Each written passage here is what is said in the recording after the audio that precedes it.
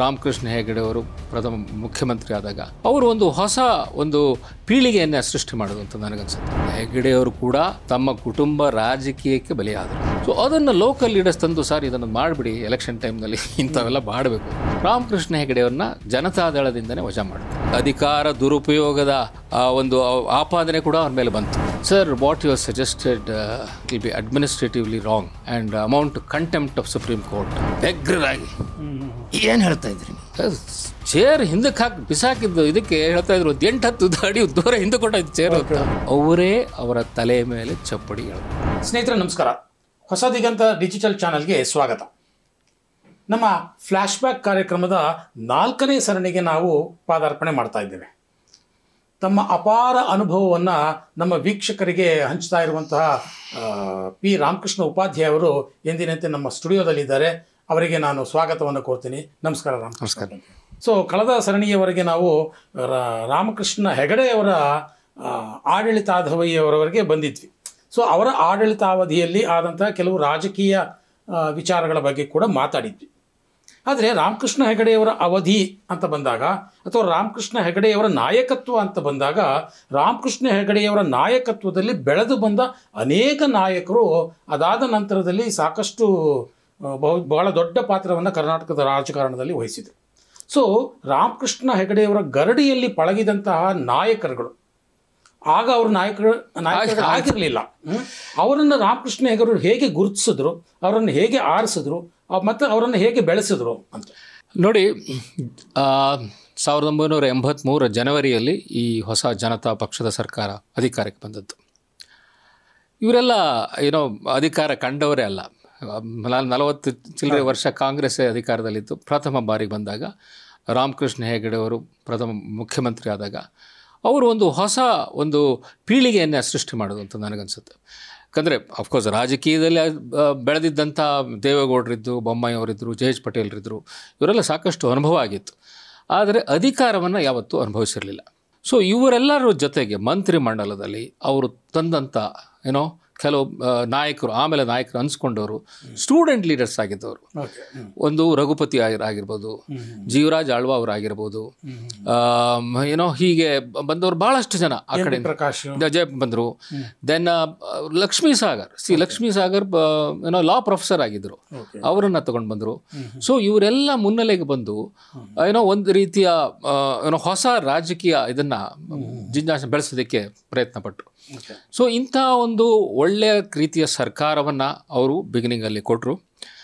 ಅವರು ಮಾಡಿದಂಥ ಕೆಲವು ಪ್ರಮುಖವಾದಂಥ ಒಂದು ಬದಲಾವಣೆಗಳು, ಅವರ ಕಾಲಘಟ್ಟದಲ್ಲಿ ಆದಂಥ ಬದಲಾವಣೆಗಳಂದರೆ ಒಂದು ಅಧಿಕಾರ ವಿಕೇಂದ್ರೀಕರಣದ ಬಗ್ಗೆ ಅವರು ಈ ನಾಯಕರನ್ನ ಅವರು ಗುರುತಿಸಿದ ಹೇಗೆ ಅಂತ. ಯಾಕಂದ್ರೆ ನಾನು ಕೇಳಿರೋ ಮಟ್ಟಿಗೆ ಇವತ್ತಿನ ಮುಖ್ಯಮಂತ್ರಿ ಸಿದ್ದರಾಮಯ್ಯ ಅವರು ಕೂಡ ಹೆಗಡೆಯವರ ಕಾಲದಲ್ಲೇ ಸಿದ್ದರಾಮಯ್ಯನವರು 1983ರಲ್ಲಿ ಪ್ರಥಮ ಬಾರಿಗೆ ವಿಧಾನಸಭೆಗೆ ಬಂದವರು. ಅವರು ಕೂಡ ಅವರನ್ನ ಫಸ್ಟ್ ಕನ್ನಡ ಕಾವಲು ಸಮಿತಿ ಅಧ್ಯಕ್ಷರಾಗಿ ಮಾಡಿದ್ರು. ಆಮೇಲೆ ಅಫ್ಕೋರ್ಸ್ ಅವರು ಕ್ಯಾಬಿನೆಟ್ ಕೂಡ ಸೇರ್ಕೊಂಡ್ರು. ಈಗ ನೋಡಿ, ಸಿದ್ದರಾಮಯ್ಯನವರು 2 ಬಾರಿ ಮುಖ್ಯಮಂತ್ರಿ ಆಗಿದ್ದಾರೆ. 33 ವರ್ಷಗಳ ನಂತರ 5 ವರ್ಷದ ಪೂರ್ಣಾವಧಿಯನ್ನು ಮುಗಿಸಿದಂಥ ಮುಖ್ಯಮಂತ್ರಿ ಅಂತ ಹೆಗ್ಗಳಿಕೆಯಲ್ಲಿದ್ದಾರೆ. ಈ ಸರ್ತಿಯೂ 5 ವರ್ಷ ಮಾಡಬೇಕು ಅಂತಿದ್ದಾರೆ. ಅದರ ಮಧ್ಯದಲ್ಲಿ ಏನೆಲ್ಲ ನಡೀತಾ ಇದೆ ನಾವು ನೋಡ್ತಾ ಇದ್ದೀವಿ. ಸೊ ಕಳೆದ ರಾಮಕೃಷ್ಣ ಹೆಗಡೆ ಅವರ ಜನ್ಮ ದಿನಾಚರಣೆ ಸಂದರ್ಭದಲ್ಲೂ ಕೂಡ ಮತ್ತೆ ಅವರು ಪ್ರತಿ ವರ್ಷನೂ ಅದನ್ನ ಜ್ಞಾಪಿಸ್ಕೋತಾರೆ. ಗರಡಿಯಲ್ಲಿ ನಾನು ಬೆಳೆದಿದ್ದ ಅವರು ಅವ್ರ ಬಗ್ಗೆ ಬಹಳಷ್ಟು ಗೌರವ ಇಟ್ಕೊಂಡವರು ಅವರು. ಸೊ ಈಗಲೂ ಅವ್ರ ಬಗ್ಗೆ ತುಂಬ ಗೌರವ ಇಟ್ಕೊಂಡಿದ್ದಾರೆ. ಸೊ ಹೀಗೆ ಒಂದು ಹೊಸ ರೀತಿಯ ಸರ್ಕಾರ ಕೊಟ್ಟಾಗ, ಆ ಸರ್ಕಾರ ಬಂದಾಗ ಅವರು ಮುಖ್ಯವಾಗಿ ನೀಡಿದಂಥ ಒಂದು ಗಮನ ಅಂದರೆ ಗ್ರಾಮೀಣಾಭಿವೃದ್ಧಿಗೆ, ಆಮೇಲೆ ಡಿಸೆಂಟ್ರಲೈಸೇಷನ್ಗೆ, ಮತ್ತು ಕೇಂದ್ರ ಮತ್ತು ರಾಜ್ಯ ಸರ್ಕಾರಗಳ ನಡುವೆ ಇರಬೇಕಾದಂಥ ಸಂಬಂಧದ ಬಗ್ಗೆ, ಹಣಕಾಸು ವಿತರಣೆ ಬಗ್ಗೆ, ಕೇಂದ್ರದಿಂದ ಹೇಗೆ ಬರಬೇಕು ರಾಜ್ಯ ಸರ್ಕಾರ. ಇದೆಲ್ಲ ಹೊಸ ಹೊಸ ಚಿಂತನೆಗಳನ್ನು ಹೆಗಡೆ ಅವರು ತರ್ತಾಯಿದ್ರು. ಸಾಕಷ್ಟು ಅದರ ಬಗ್ಗೆ ಆರ್ಟಿಕಲ್ಸು ಬರೆಸ್ತಾ ಇದ್ರು, ದೆನ್ ಸೆಮಿನಾರ್ಗಳು ಮಾಡಿಸ್ತಾ ಇದ್ರು. ಸೊ ಇದು ಬೇರೆ ಬೇರೆ ರಾಜ್ಯಗಳಿಗೂ ಕೂಡ ಅದರ ಇನ್ಫ್ಲೂಯೆನ್ಸ್ ಆಯಿತು. ಯಾಕಂದರೆ ಹೊಸ ರೀತಿಯ ಒಂದು ರಾಜಕಾರಣ ಬರ್ತಾ ಇದೆ. ಕಾಂಗ್ರೆಸ್ಸೇತರ ಸರ್ಕಾರದಿಂದ ಯಾವ ರೀತಿ ಒಂದು ಐಡಿಯಾಸ್ ಎಲ್ಲ ಬರ್ತಾ ಇದೆ, ಇದನ್ನೆಲ್ಲ ಮುನ್ನೆಲೆಗೆ ತೊಗೊಂಡ್ಬಂದರು. ಸೊ ಇದೆಲ್ಲ ತೊಗೊಂಡು ಬಂದು ಅವರು ತುಂಬ ಜನಪ್ರಿಯರು ಆಗ್ತಾಯಿದ್ರು. ರಾಜಕೀಯದಲ್ಲಿ ತುಂಬ ಮುಂದೆ ಬರ್ತಾಯಿದ್ರು. ಇವರು ಯಾವುದಾದ್ರು ಒಂದು ಟೈಮ್ನಲ್ಲಿ ಪ್ರಧಾನಮಂತ್ರಿ ಆಗಬಹುದೇನೋ ಅಂತ ಜನ ಮಾತಾಡೋ ಲೆವೆಲ್ವರೆಗೂ ಬಂದಿತ್ತು. ಓಕೆ. ಆದರೆ ಏನು ಗೊತ್ತಾ, ಹೆಗ್ಗಡೆ ಪ್ರಶ್ನೆ ಬಂದಾಗ ಎಲ್ಲೋ ಏನೋ ಎಡವಟ್ಟಾಯಿತು ಅನ್ನುವಂಥದ್ದು. ಎಡವಟ್ಟು ಅವರಿಗೂ ಶುರು ಆಯಿತು. ಇನ್ ದ ಸೆನ್ಸ್, ಅವರು ಭಾಳಷ್ಟು ಕುಟುಂಬ ರಾಜಕಾರಣದ ಬಗ್ಗೆ ಮಾತಾಡ್ತಾ ಇದ್ರು. ಅದು ಸರಿಯಲ್ಲ ಅಂತ ಹೇಳಿ. ಯಾಕಂದರೆ ಇಂದಿರಾ ಗಾಂಧಿ ಮತ್ತು ರಾಜೀವ್ ಗಾಂಧಿ ಅವರದ್ದೆಲ್ಲ ಕುಟುಂಬ ರಾಜಕಾರಣದಿಂದಲೇ ಕಾಂಗ್ರೆಸ್ ಹಾಳಾಗಿರುವಂಥ. ಆದರೆ ಹೆಗ್ಗಡೆಯವರು ಕೂಡ ತಮ್ಮ ಕುಟುಂಬ ರಾಜಕೀಯಕ್ಕೆ ಬಲಿಯಾದರು. ಮತ್ತು ಅಧಿಕಾರ ದುರುಪಯೋಗದ ಒಂದು ಆಪಾದನೆ ಕೂಡ ಅವ್ರ ಮೇಲೆ ಬಂತು. ಸೊ ಇದೆಲ್ಲ ಶುರುವಾದಾಗ ಅವರ ಡೌನ್ಫಾಲ್ ಶುರು ಆಯಿತು. ಅವರು ಏನು ಕನಸು ಕಂಡಿದ್ರು, ಏನೋ ತಾವು ಒಂದು ತುಂಬ ಜನಪ್ರಿಯ ಮುಖ್ಯಮಂತ್ರಿ ಆಗಬೇಕು, ಜನಗಳಲ್ಲಿ ಒಂದಾಗಬೇಕು ಅಂಥೇಳಿ, ಮತ್ತು ರಾಷ್ಟ್ರ ರಾಜಕಾರಣದಲ್ಲಿ ಮಿಂಚಬೇಕು ಅನ್ನೋದಕ್ಕೆಲ್ಲ ಅವರೇ ಅವರ ತಲೆಯ ಮೇಲೆ ಚಪ್ಪಡಿ ಎಳ್ಕೊಂಡ್ರು. ಅಂದರೆ ಮೊಟ್ಟ ಮೊದಲ ಕಾಂಗ್ರೆಸ್ಸೇತರ ಸರ್ಕಾರದ ಮುಖ್ಯಮಂತ್ರಿಯಾಗಿ ರಾಜ್ಯದ ಜನತೆಯಲ್ಲೂ ಸಹ ಸಾಕಷ್ಟು ನಿರೀಕ್ಷೆಗಳನ್ನು ಹುಟ್ಟಿಸಿದ್ರು. ಬರೀ ನಿರೀಕ್ಷೆಗಳಲ್ಲ, ಬಹುಶಃ ಕನಸುಗಳನ್ನೇ ಹುಟ್ಟುಹಾಕಿದ್ರು ಅಂತ ಅನಿಸುತ್ತೆ. ಅವರ ಮೊದಲ ಅವಧಿಯಲ್ಲಿ ಸಾಕಷ್ಟು ಅವರ ಹೊಸ ಹೊಸ ಆಲೋಚನೆಗಳು ಜನರನ್ನು ಮತ್ತು ಅದರಲ್ಲೂ ಯುವಕರನ್ನು ಸಾಕಷ್ಟು ಸೆಳೆದಿತ್ತು. ಆದರೆ ನೀವು ಈಗ ಹೇಳಿದ ಹಾಗೆ ಕುಟುಂಬ ರಾಜಕಾರಣ ಅವರ ಸುತ್ತಕೊಂಡಿದ್ದು ಯಾವ ಅವಧಿಯಲ್ಲಿ, ಅವರ ಎರಡನೇ ಅವಧಿಯಲ್ಲ, ಅಥವಾ ಯಾವ ಸಂದರ್ಭದಲ್ಲಿ ಅದು ಹೇಗೆ ಸುತ್ತಕೊಳ್ತು? ಇದು ಎರಡನೇ ಅವಧಿಯಲ್ಲೇ ಶುರುವಾಗಿತ್ತು, ಪ್ರಾರಂಭವಾಗಿತ್ತು. ಯಾಕಂದರೆ ಮೊದಲನೇ ಅವಧಿ ಏನೋ 2 ವರ್ಷಕ್ಕಿಂತ ಕಮ್ಮಿ ಇತ್ತು. ಆಮೇಲೆ ಎರಡನೇ ಅವಧಿಯಲ್ಲಿ 139 ಸ್ಥಾನಗಳು ಬಂದು ಅವರಿಗೆ ಏನೋ ಒಂದು ಮ್ಯಾಸಿವ್ ಮೆಜಾರಿಟಿ ಬಂತು 1985 ಬಂದ ಮೇಲೆ ನಾವು ಈಗಾಗಲೇ ಒಂದು ದೊಡ್ಡ ಹಗರಣವನ್ನು ಗುರುತಿಸಿದ್ವಿ, ಅದು ಬಾಟ್ಲಿಂಗ್ ಹಗರಣ. ಸೊ ಅದರ ನಂತರ ಸೀರೀಸ್ ಆಫ್ ಹಗರಣಗಳು ಬಂತು. ಅದರಲ್ಲಿ ಪ್ರಮುಖವಾದದನ್ನು ನಾನು ಸ್ವಲ್ಪ ಎಳೆಯಾಗಿ ಇಲ್ಲಿ ಹೇಳಬೇಕು ಅಂತ ಇದ್ದೇನೆ. ಒಂದು NRI ಹೌಸಿಂಗ್ ಪ್ರಾಜೆಕ್ಟ್ ಹಗರಣ. ಏನೋ ಇದು ಒಂದು ಭಾಳ ದೊಡ್ಡ ಹಗರಣ.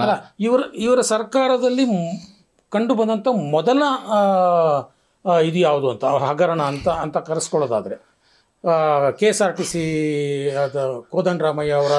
ಸೊ ಇದೆಲ್ಲ ಹಗರಣಗಳು ಜೊತೆಗೆ ಅವರು ಫಸ್ಟ್ ಆಫ್ ಆಲ್ ಆ್ಯಕ್ಚುಲಿ ಅವರು ಕನಕಪುರದಿಂದ ಏನು ಬೈ ಎಲೆಕ್ಷನ್ ಕಂಟೆಸ್ಟ್ ಮಾಡಬೇಕಾಯ್ತು. ಯಾಕಂದರೆ ಇದು ಆಗಿದ್ದು 83ರಲ್ಲಿ. ಇನ್ಫ್ಯಾಕ್ಟ್ ಫಸ್ಟ್ ಮೊದಲ ಅವಧಿಯಲ್ಲೇ ಅದನ್ನು ಹಗರಣ ಅಂತ ಹೇಳಲಿಕ್ಕಾಗಲ್ಲ, ಅವರ ಒಂದು ವ್ಯಕ್ತಿತ್ವವನ್ನು ತೋರಿಸುವಂತಹ ವಿಚಾರ. ಅದನ್ನು ನಾನು ಪ್ರಸ್ತಾಪ ಮಾಡಬೇಕು. ಯಾಕಂದರೆ 83ರಲ್ಲಿ ಅವರು ಮುಖ್ಯಮಂತ್ರಿ ಆದಾಗ MLA ಆಗಿರಲಿಲ್ಲ. ಸೊ ಅಫ್ಕೋರ್ಸ್ ನಮ್ಮ ಶಾಸಕಾಂಗದ ಇದರ ಪ್ರಕಾರನೇ 6 ತಿಂಗಳೊಳಗೆ ನೀವು ಎಲೆಕ್ಟ್ ಆದರೆ ಆಗುತ್ತೆ, MLA ಅಥವಾ MLC ಆಗಿ ಕಂಟಿನ್ಯೂ ಆಗ್ಬೋದು. ಹಾಗಾಗಿ ಅವ್ರು ಏನು ಮಾಡಿದ್ರು, ಕನಕಪುರದಿಂದ ಗೆದ್ದಿದ್ದಂಥ ಆವಾಗಿನ ಯಂಗ್ ಶಾಸಕ PGR ಸಿಂಧಿಯಾ ಅವ್ರ ಹತ್ರ ರಾಜೀನಾಮೆ ಕೊಡಿಸಿ ಅಲ್ಲಿಂದ ಕಂಟೆಸ್ಟ್ ಮಾಡೋದಕ್ಕೆ ಹೋದರು ಉಪಚುನಾವಣೆ. ಸೊ ಆ ಉಪಚುನಾವಣೆಯಲ್ಲಿ ದೇವೇಗೌಡರು ಅವರು ಇವರೆಲ್ಲ ಫುಲ್ ಸಪೋರ್ಟ್ ಮಾಡಿ ಅವರು ಒಳ್ಳೆ ಬಹುಮತದಿಂದ ಗೆದ್ಕೊಂಡ್ಬಂದರು. ಆ ಸಮಯದಲ್ಲಿ ನಡೆದಂಥ ಒಂದು ಇನ್ಸಿಡೆಂಟ್, ಚುನಾವಣೆಗೆ ನಿಂತಿದ್ದಾರೆ. ಆವಾಗ ಲೋಕಲ್ ಲೀಡರ್ಸ್ ಇರ್ತಾರಲ್ಲ, ಬಂದ್ಬಿಟ್ಟು ಚುನಾವಣೆ ಗೆಲ್ಲಬೇಕಾದ್ರೆ ನೀವೇನೆಲ್ಲ ಮಾಡಬೇಕು ಹಾಗೆ ಅಂತ ಹೇಳ್ತಕ್ಕಂಥವ್ರು. ಅಲ್ಲಿ ಒಂದು ಲೋಕಲ್ ಸಮಸ್ಯೆ ಇತ್ತು. ಏನಂದರೆ ಕನಕಪುರಕ್ಕೆ ಸೇರಿದ ಕೆಲವು ಯುವಕರನ್ನು KSRTCನಲ್ಲಿ ಜಾಬ್ನಲ್ಲಿದ್ದರು. ಅವ್ರನ್ನ ಯಾವುದೋ ಕಾರಣಕ್ಕಾಗಿ ಡಿಸ್ಮಿಸ್ ಮಾಡಲಾಗಿತ್ತು. ಸುಮಾರು ಒಂದು 50-60 ಜನ ಯುವಕರಷ್ಟೇ. ಅವ್ರನ್ನ ಡಿಸ್ಮಿಸ್ ಮಾಡಲಾಗಿತ್ತು. ಅವರು ಪಿಟಿಷನ್ ಹಾಕೋತಾ ಇದ್ರು ಸರ್ಕಾರಕ್ಕೆ, ನಮಗೆ ತಿರ್ಗಾ ಕೆಲಸ ಕೊಡಿ, ನಮಗೆ ಏನೋ ಬೇಕು, ಸಂಸಾರ ಸಾಗಿಸೋದು ಕಷ್ಟ ಆಗಿದೆ ಅಂತೆಲ್ಲ. ಸೊ ಅದನ್ನು ಲೋಕಲ್ ಲೀಡರ್ಸ್ ತಂದು, ಸರ್ ಇದನ್ನು ಮಾಡಿಬಿಡಿ, ಎಲೆಕ್ಷನ್ ಟೈಮ್ನಲ್ಲಿ ಇಂಥವೆಲ್ಲ ಮಾಡಬೇಕು. ಸೊ ಹೆಗ್ಡೆ ಅವರು KSRTC ಫೋನ್ ಮಾಡ್ತಾರೆ. ಆವಾಗ JC ಲಿನ್ ಅವರು ತುಂಬ ನ್ಯಾಯನಿಷ್ಠ ಆದಂಥ IAS ಆಫೀಸರ್, ಅವರು KSRTC ಚೇರ್ಮನ್ ಆಗಿರ್ತಾರೆ. ಅವರು ಇಂಟರ್ನಲ್ಲಿ ಡಿಸ್ಕಸ್ ಮಾಡ್ತಾರೆ, ಈ ಥರ ಮುಖ್ಯಮಂತ್ರಿಯಿಂದ ಬಂದಿದೆ, ಇದಕ್ಕೆ ಏನು ಮಾಡಬೇಕು ಅಂತ ಹೇಳಿ. ಆವಾಗ KSRTCನಲ್ಲಿ ಡೈರೆಕ್ಟರ್ ಪರ್ಸನಲ್ ಅಂತ ಆಗಿದ್ದವರು IPS ಮಾಡಿದ್ದಂಥ ಕೋದಂಡರಾಮಯ್ಯನವ್ರ ಹೆಸರು ಕೇಳಿದ್ವಿ ನಾವು. ನಂತರ ಪೊಲೀಸ್ ಕಮಿಷನರ್ ಆದರು, MP ಆದರು, ರಾಜಕೀಯವಾಗೆಲ್ಲ ಬಂದರು. ಸೊ ಅವರು ಅವಾಗ ಡೈರೆಕ್ಟರ್ ಪರ್ಸನಲ್ ಇನ್ KSRTC, ಭಾಳ ಖಡಕ್ ಮನುಷ್ಯ. ಸೊ ಲಿನ್ ಅವರು ಅವ್ರ ಹತ್ರ ಕೇಳ್ತಾರೆ, ನೋಡಿ ಈ ಥರ ಮುಖ್ಯಮಂತ್ರಿಗಳು ಹೇಳ್ತಾ ಇದ್ದಾರೆ, ಒಂದು 50-60 ಜನ ಇದ್ದಾರಂತೆ, ಅವ್ರನ್ನ ರೀಇನ್ಸ್ಟೇಟ್ ಮಾಡಬೇಕಂತೆ. ಸರ್ ಅದು ಮಾಡೋಕ್ಕಾಗಲ್ಲ ಸರ್. ಯಾಕೆ ಮಾಡೋಕ್ಕಾಗಲ್ಲ? ಕೋದಂಡರಾಮಯ್ಯ ಮಾಡೋಕ್ಕಾಗಲ್ಲ. ಇಲ್ಲ, ಅದು ಸಮಸ್ಯೆ ಇದೆ. ಯಾಕಂದರೆ ಇವರೆಲ್ಲ ಸುಪ್ರೀಂ ಕೋರ್ಟ್ವರೆಗೂ ಹೋಗಿದ್ರು, ಸುಪ್ರೀಂ ಕೋರ್ಟಲ್ಲಿ ಡಿಸ್ಮಿಸ್ ಆಗಿದೆ. ಈಗ ನಾವು ಅದನ್ನು ಮಾಡೋಕ್ಕೆ ಹೋದರೆ ಕಂಟೆಂಪ್ಟ್ ಆಗುತ್ತೆ. ಆಮೇಲೆ administratively also it's not a correct decision ಅಂತ ಹೇಳಿ ನನ್ನ ಅಭಿಪ್ರಾಯ. ಇದು ನೀವು ಹೌದಾ, ಇದು ನೋಡೋಣ, ಕ್ಯಾಬಿನೆಟ್ಟಲ್ಲೇ ಬರಲಿ, ಆಮೇಲೆ ಡಿಸ್ಕಸ್ ಮಾಡೋಣ. ಸೊ ಕೆಲವು ದಿನದ ನಂತರ ಕ್ಯಾಬಿನೆಟ್ ಮೀಟಿಂಗ್ ನಡೀತು. ಕೋದಂಡರಾಮಯ್ಯನವ್ರನ್ನ ಕರೆಸಿದ್ರು. ಅವರು ಹೊರಗಡೆ ಇದ್ದರು, ಕ್ಯಾಬಿನೆಟ್ ಹಾಲ್ನಲ್ಲಿ ಹೊರಗಡೆ ಇದ್ದರು. ಬೇರೆ ಬೇರೆ ಸಬ್ಜೆಕ್ಟ್ಸ್ಗೆಲ್ಲ ಇರುತ್ತೆ ಕ್ಯಾಬಿನೆಟ್ನಲ್ಲಿ, ನೋಡಿದ್ದೀರಿ ವಿಧಾನಸೌಧ, ವೆರಿ ಆರ್ನೇಟ್ ಏನೋ ಕ್ಯಾಬಿನೆಟ್ ಹಾಲ್. ಅಲ್ಲಿ ಹಿರಿಯ ಮಂತ್ರಿಗಳೆಲ್ಲ ಇರ್ತಾರೆ, ಕ್ಯಾಬಿನೆಟ್ ಮಂತ್ರಿಗಳು ಇರ್ತಾರೆ, ಜೊತೆಗೆ ಹಿರಿಯ ಅಧಿಕಾರಿಗಳು ಅವರೆಲ್ಲ ಇರ್ತಾರೆ. ಸೊ ಅಲ್ಲಿಂದ ಅವರಲ್ಲಿದ್ದರು. ಈ ವಿಷಯ ಬಂದಾಗ ಕೋದಂಡರಾಮಯ್ಯನವ್ರನ್ನ ಒಳಗೆ ಕರೆಸ್ಬಿಟ್ಟು ಇದಕ್ಕೆ ಒಂದು ಬ್ಯಾಕ್ಗ್ರೌಂಡನ್ನ ಲಿನ್ನವರೇ ಕೊಟ್ಬಿಟ್ಟಿದ್ರೆ ಬಹುಶಃ ಅದು ಅಷ್ಟರ ಮಟ್ಟಿಗೆ ಆಗ್ತಿರ್ಲಿಲ್ಲ ಅಂತ ಕಾಣುತ್ತೆ. ಅವರು ಕೋದಂಡರಾಮಯ್ಯನವ್ರು ಬಿಟ್ಟರು. ನೋಡಿ, ನೀವೇನೋ ಹೇಳ್ತಾ ಇದ್ರಲ್ಲ ಇದ್ರ ಬಗ್ಗೆ ಹೇಳಿ. ಮುಖ್ಯಮಂತ್ರಿಗಳ ಎದುರಿಗೆ ಅಲ್ಲಿ ನಿಂತ್ಕೊಂಡು ಕ್ಯಾಬಿನೆಟ್, ಇಡೀ ಕ್ಯಾಬಿನೆಟ್ ಇದೆ, ನೀವು ಹೇಳಿ, ಎಕ್ಸ್ಪ್ಲೇನ್ ಮಾಡಿ ಏನಂತ. Kodandaramaiah being a young and brash officer, sir, what you have suggested is going to be difficult because it will be administratively wrong and amount to contempt of Supreme Court ಅಂತ ಹೇಳಿ ಹೇಳಿದ್ರು. ಕಡೆ ಇವ್ರಿಗೆ ಸಿಟ್ಟು ಬಂದ್ಬಿಡ್ತು. ಏನೋ ಈ ವಿಚಾರನ ನಾನು ಮೊನ್ನೆ ಕೋದಂಡರಾಮಯ್ಯನ ಜೊತೆ ತಿರ್ಗಾ ಜ್ಞಾಪಿಸ್ಕೊಂಡು ಮಾತಾಡ್ತಾ ಇದ್ದೆ.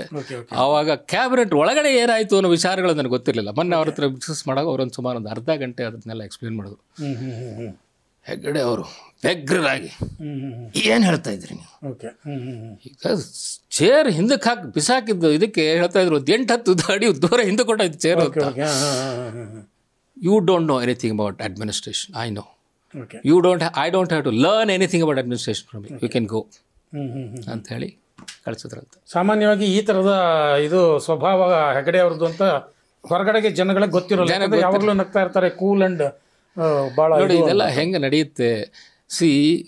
ಒಂದು ಸಣ್ಣ ವಿಚಾರ, ಮುಖ್ಯಮಂತ್ರಿ ಒಂದು 50-60 ಜನನ ಜಾಬ್ ಕೊಡಿಸೋದು ಇಷ್ಟು ನಾಳೆ, ಈಗೆಲ್ಲ 500-600 ಜನಕ್ಕೆ ಮಾಡಿಸ್ಬಿಡ್ತಾರೆ. ಬರೀ ಒಂದು ಟೆಲಿಫೋನ್ ಕಾಲ್ನಲ್ಲಿ ಒಬ್ಬ ಆಫೀಸರ್ಗಳಿಗೆ ಅವ್ರು ಮಾಡ್ಬಿಡ್ತಾನೆ. ಬಟ್ ಇದೊಂದು ವಿಚಾರವನ್ನು ಕ್ಯಾಬಿನೆಟಲ್ಲಿ ತಂದು ಒಬ್ಬ ಜೂನಿಯರ್ ಆಫೀಸರ್ನ ಕರೆದು ಅವನಿಂದ ಎಕ್ಸ್ಪ್ಲನೇಷನ್ ಕೇಳಿ ಮಾಡಬಹುದಾ ಕೇಳಿ ಆವಾಗಿನ ಒಂದು ಅಡ್ಮಿನಿಸ್ಟ್ರೇಟಿವ್ ಇದನ್ನು ತೋರಿಸುತ್ತೆ. ಅಂದರೆ ಕಾನೂನಿಗೆ ಅಷ್ಟು ನಡ್ಕೊಳ್ತಾ ಇದ್ರು, ಸ್ವಲ್ಪ ಹೆದರ್ತಾ ಇದ್ರು. ಅದನ್ನು ನಾವು ಕಾನೂನು ಪ್ರಕಾರವೇ ಮಾಡಬೇಕು ಅಂತ ಅನ್ನೋದು. ಸೊ ಎನಿವೆ, ಅವರಿಗೆ ಚುನಾವಣೆ ಒತ್ತಡ ಆಯಿತು, ಮಾಡಬೇಕಾಯಿತು. ಅವರನ್ನು ಕೋದಂಡರಾಮಯ್ಯವ್ರನ್ನ ಆಚೆ ಕಳಿಸಿದ್ರು. ಚೀಫ್ ಸೆಕ್ರೆಟರಿ ಹೇಳಿದ್ರು, ಅವ್ರನ್ನ ರೀಇನ್ಸ್ಟೇಟ್ ಮಾಡಿ, ನಾಳೆ ಆರ್ಡರ್ ಮಾಡಿ ಕೋದಂಡರಾಮಯ್ಯನವ್ರನ್ನ KSRTCಯಿಂದ ರಜೆ ಕಳಿಸಿ. ಸೊ ಪಾಪ 3 ತಿಂಗಳು ರಜೆ ಮೇಲೆ ಕಳಿಸ್ಬಿಟ್ರು ಕೋದಂಡರಾಮಯ್ಯನವ್ರನ್ನ. ಇದು ಒಂದು ಮುಖ ಹೆಗಡೆ ಅವ್ರದ್ದು. ನಂತರ ಹಲವು ವರ್ಷಗಳ ನಂತರ ಏನೋ ಅವರು ರಾಜಕೀಯಕ್ಕೆ ಬಂದರು, ಜನತಾದಳ ಸೇರಿದ್ರು. ಆಮೇಲೆ ಅಲ್ಲಿಂದ ಚಿತ್ರದುರ್ಗದಿಂದ ಅವರು ಏನೋ ಪಾರ್ಲಿಮೆಂಟ್ ಕೂಡ ಕಂಟೆಸ್ಟ್ ಮಾಡಿದ್ರು, ಗೆದ್ದು ಬಿಟ್ಟರು. ಅಲ್ಲಿ MP ಆದರು. ಅಫ್ಕೋರ್ಸ್ ಆವಾಗ 16 ಜನ MP ಗಳು ಹೋದಾಗ ದೇವೇಗೌಡರು ಪ್ರಧಾನಮಂತ್ರಿಯಾಗಿ ಡೆಲ್ಲಿಗೆ ಹೋಗಿದ್ದರು. ಆ ಸಮಯದಲ್ಲಿ ದೇವೇಗೌಡರು ಪ್ರಧಾನಮಂತ್ರಿ ಆದ ಕೂಡಲೇ ನಮಗೆಲ್ಲ ಗೊತ್ತಿದ್ದ ಹಾಗೆ, ಬಹುಶಃ ಈಗ ಒಂದ್ಸಲ ಎಲ್ಲ ಹೇಳಿರೋ ಹಾಗೆ, ರಾಮಕೃಷ್ಣ ಹೆಗಡೆಯವ್ರನ್ನ ಜನತಾದಳದಿಂದನೇ ವಜಾ ಮಾಡ್ತಾರೆ, ಅವರನ್ನು ಕಿತ್ತಾಕ್ತಾರೆ. ಆ ಕಿತ್ತಾಕಿದಾಗ ರಾಮಕೃಷ್ಣ ಹೆಗಡೆ ಅವರಿಗೆ ಎಷ್ಟೊಂದು ಅವರ ಪಕ್ಷದಲ್ಲಿ ಮುಖ್ಯಮಂತ್ರಿ ಆಗಿರಲ್ಲ, ಅದೆಲ್ಲ ಮುಗಿದ ನಂತರದ್ದು ಇದು. ಹೌದು, ಇದು 1984 ಅಲ್ವ, ಅವರು 96 ಪ್ರಧಾನಮಂತ್ರಿ ಆದ. ಸೊ ಇವ್ರನ್ನ ಹೊರಗೆ ಹಾಕಿದಾಗ ಯಾರೂ ಉಸಿರೆತ್ತಲಿಲ್ವಂತೆ. ಅವರ ಚೇಲಗಳಾದಂಥ ದೇಶಪಾಂಡೆ ಅವರಾಗಲಿ, MP ಪ್ರಕಾಶ್ ಅವರಾಗಲಿ, ಸಿಂಧಿಯಾ ಅವರಾಗಲಿ, ನಾಯಕರು ಹತ್ಕೊಂಡವರು ನಮ್ಮ ನಾಯಕರನ್ನ ಹಿಂಗೆ ಹೊರಗೆ ಹಾಕಿದ್ದು ಸರಿ ಅಲ್ಲ ಅಂತ ಹೇಳುವಷ್ಟು ಇರಲಿಲ್ಲ. ಆದರೆ ಕೋದಂಡರಾಮಯ್ಯನವರು MP ಆಗಿದ್ದವರು ಡೆಲ್ಲಿನಲ್ಲಿ ಒಂದು ಪ್ರೆಸ್ ಕಾನ್ಫರೆನ್ಸ್ ಕರೆದು, ನಮ್ಮ ಪ್ರಧಾನಮಂತ್ರಿಯವರು ನಮ್ಮ ಕರ್ನಾಟಕದವರೇ ಆಗಿರುವಂಥ ದೇವೇಗೌಡರು ಮಾಡಿರ್ತಕ್ಕಂಥ ಕ್ರಮ ಸರಿಯಲ್ಲ, ಹೆಗಡೆ ಅವರು ನಮ್ಮ ಪಕ್ಷದ ಹಿರಿಯ ನಾಯಕರು, ಅವರಿಗೆ ಹೀಗೆ ಮಾಡಬಾರ್ದಾಗಿತ್ತು ಅನ್ನೋದನ್ನು ಹೇಳಿದ್ರು. ಇದು ಅಫ್ಕೋರ್ಸ್ ದೇವೇಗೌಡರು ಭಾಳ ಸಿಟ್ಟು ಬಂತು, ಏನು ಮಾಡಲಿಕ್ಕಲ್ಲ, ಅವ್ರ ಪಕ್ಷದವರೇ.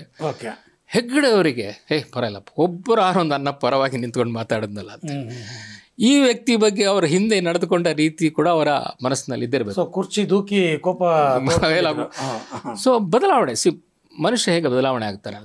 ಸೊ ಫೋನ್ ಮಾಡಿದ್ರಂತೆ ಕೋದಂಡರಾಮಯ್ಯರಿಗೆ, ತುಂಬ ಥ್ಯಾಂಕ್ಸು ನೀವು ನನ್ನ ಪರವಾಗಿ ಮಾತಾಡಿದ ಬಗ್ಗೆ ಅಂತ ಹೇಳಿ. ಒಂದು ದಿವಸ ಡೆಲ್ಲಿನಲ್ಲೇ ಇದ್ದಾಗ MJ ಅಕ್ಬರು, ಅರುಣ್ ಶೌರಿ ಅವರನ್ನೆಲ್ಲ ಕರೆದು ಒಂದು ಪ್ರತಿಭಾ ಪ್ರಹ್ಲಾದ್ ಅವರ ಮನೆಯಲ್ಲಿ, ಡೆಲ್ಲಿನಲ್ಲಿ ಅವ್ರ ಮನೆ ಇತ್ತು, ಅಲ್ಲಿ ಒಂದು ಡಿನ್ನರ್ ಕೊಟ್ಟರು. ಸೊ ಎಲ್ಲ ತುಂಬ ಸಂತೋಷ. ನೋಡಿ, ಈ ಥರ ಎಲ್ಲ ನನ್ನನ್ನು ತಿರ್ಗಾ ಮನನೆ. ನಂತರ 10-10.5 ತಿಂಗಳಿಗೆ ದೇವೇಗೌಡ ಸರ್ಕಾರ ಬಿದ್ದೋಯ್ತು, ಪ್ರಧಾನಮಂತ್ರಿ ಸ್ಥಾನ ಹೋಯಿತು. ಒಂದು ದಿನ IK ಗುಜರಾಲ್ ಅವ್ರ ನಂತರ ಪ್ರಧಾನಮಂತ್ರಿ ಆಗಿದ್ದರು.